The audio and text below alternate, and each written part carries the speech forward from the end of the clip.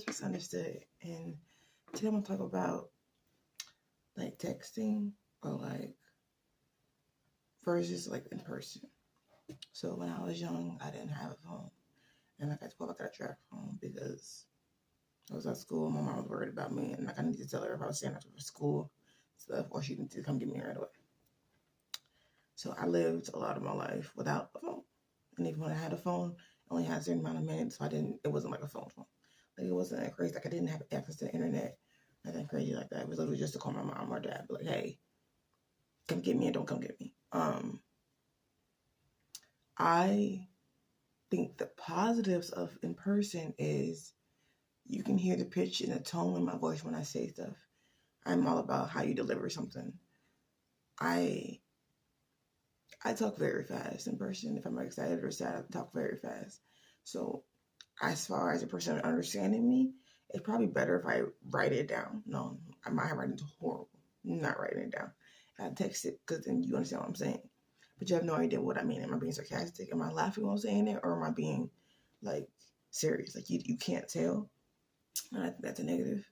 Texting, you don't know the delivery of the person that they're saying.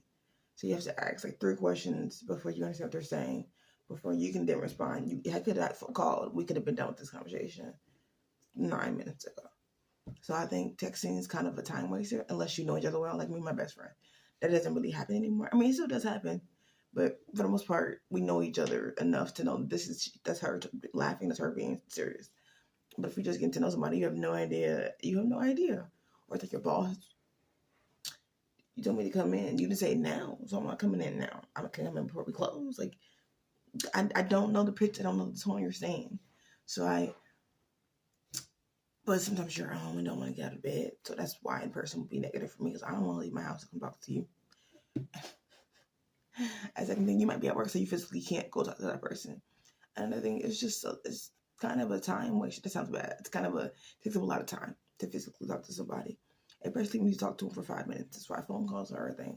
But phone calls, you can't see their facial expressions. You can't see the body language. You can hear me laughing, but I can fake laugh to you. I've done that plenty of times. I can fake laugh and my face be straight.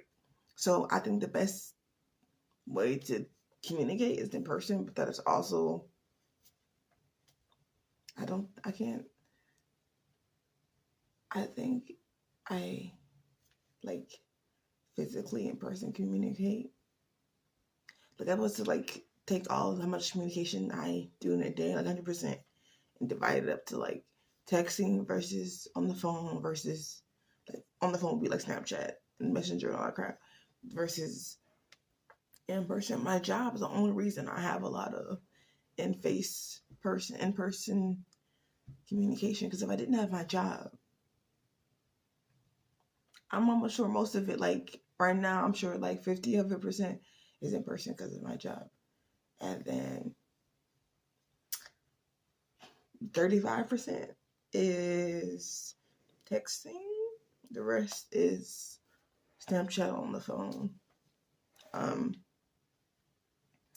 I do prefer this because then I feel like it's a more interactive. That sounds horrible, but it's more lively. It's more fun. It's more I don't know. I could get the most out of talking to you like this than I can with the phone or than I can texting you.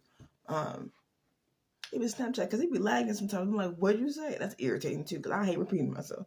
So, um,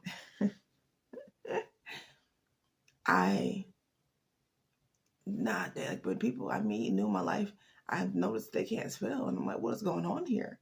I'm like, they're using the wrong there, or they're putting two, and it's two OW. I'm like, did you mean toe? Or did you mean, because when I read the sentence, I'm like, this doesn't make sense. So my brain's trying to figure out a way to make it make sense so I can reply to it. And I'm like, either they meant this or they meant this. So I need to ask them before I reply. Because if I reply and you're like, what are you talking about? I'm like, you did this. You started this problem. So I try not to jump to conclusions and ask before I reply because they messed up. They just didn't know they messed up. Like with my best friend, once again, if I know you, I can assume, like, we're talking about this, that word don't make sense, you meant this. But if it's too off base, I'm just like, you get the first letter right. I'm gonna need you to figure out how to spell this word because it's you too. If you don't know how to spell a word, look it up on Google. I do that all the time. But I ask my best friend, I'm like, hey, how do you spell this? I actually like, maybe like once a week. Because if I don't know, I'm asking. I don't want to look stupid. I don't want to look like an idiot.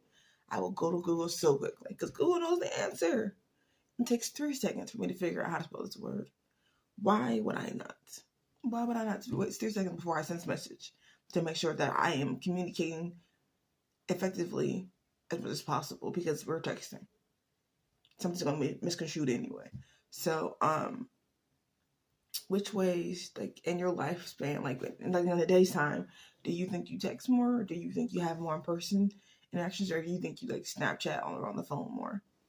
I'm just curious, like, what do you guys like? I prefer I can't say that. For certain people, like my mom or my dad, my best friend, I want this. But like, if I don't know you, I don't want to talk to you. A text will suffice. It really depends on the person for me. But that's only like 5% of people, huh? 5% of people in my life, I want face to face. After that, you can just text me. Make sure to hit the like button, subscribe, and thanks for watching.